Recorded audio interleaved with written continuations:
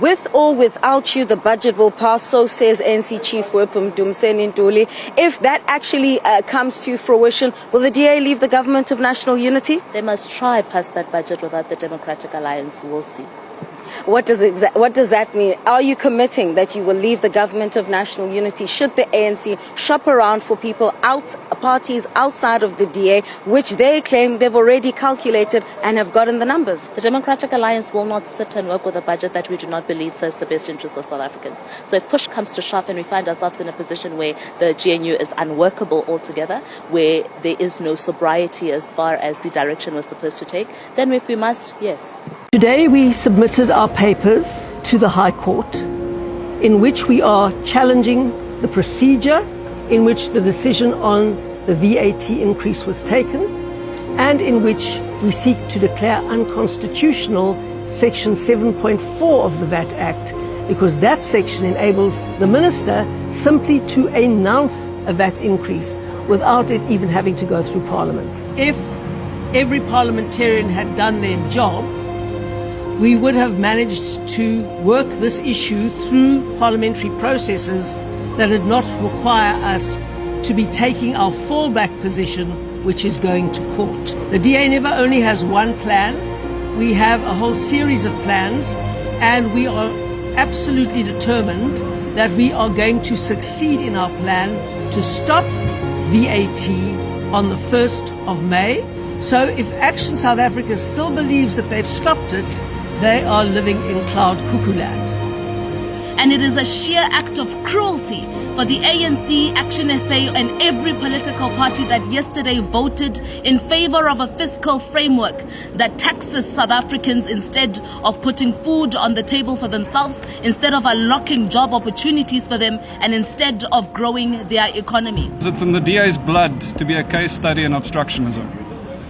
When South African government turns pernicious and it tries to punish South Africans, we obstruct. We've done it for 30 years proudly. It's not about to end now. This morning I signed these papers.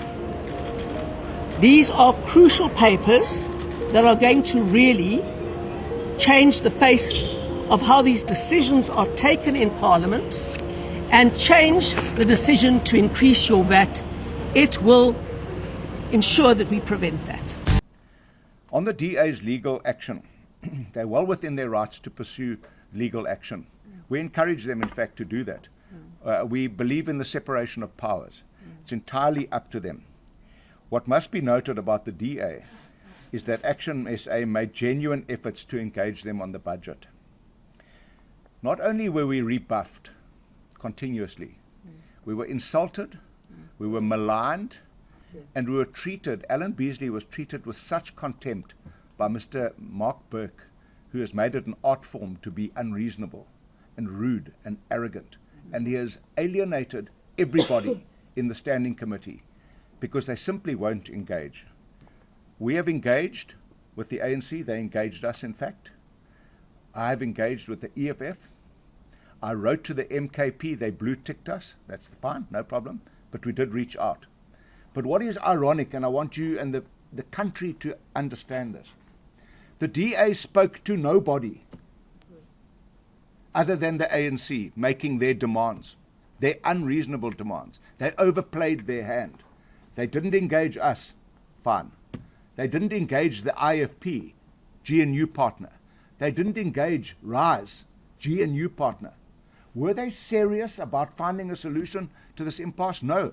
I believe they are propagating this impasse at their interest. They are not putting South Africans first. Even a legal delay is going to delay this matter even further. And what's going to happen is the 1st of May, VAT is coming. So they try what they may. They can try and scapegoat everybody else for the fact that they overplayed their hand and lost. It's their problem, and they're not fixing it. If they don't participate, will that have implications in restructuring GNU? Obviously, everything has got implications going forward. It does. Even those you think can be close to us have got their own conditions about what they want and should actually happen going forward. So we are here as the largest political party, with the minister who have delivered the budget, and then there are issues in relation to that budget that we're debating with a host of political parties who are in the government of national unity. I don't think you can vote against a budget and tomorrow you want to go and be part of its implementation. It can't be. It can't be. We've got to draw a line on that point. I thank you. Increase. The DA was willing to support the 0.5 VAT increase, 0.5% VAT increase, if legislations such as the Expropriation Act were reversed. So FedEx is yet to meet to have a discussion on the GNU in particular. Caucus is also yet to meet to do so today before we go on to vote altogether. But what I can confirm right now is that the conversations between the Democratic Alliance and the ANC has completely broken down. There is no conversation that is happening.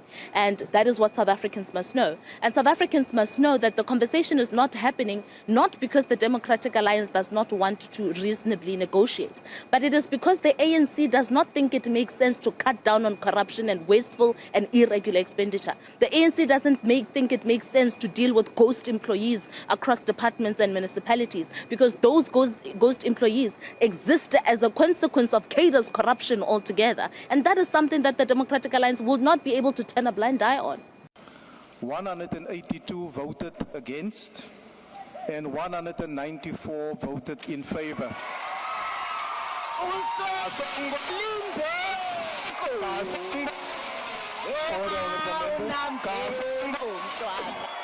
Order, honorable members.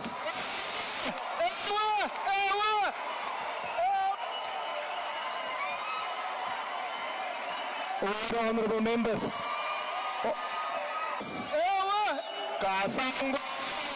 Order. Order, honorable members. Order, honorable members. Honorable members, take up your seats. Speaker, I just want to conclude by saying 5 minutes before this hearing, I was the one running around saying to people, we can't lose the DA. We must convince the DA to remain. I'm standing here today to say, Abahambe. Thank you. Abahambe.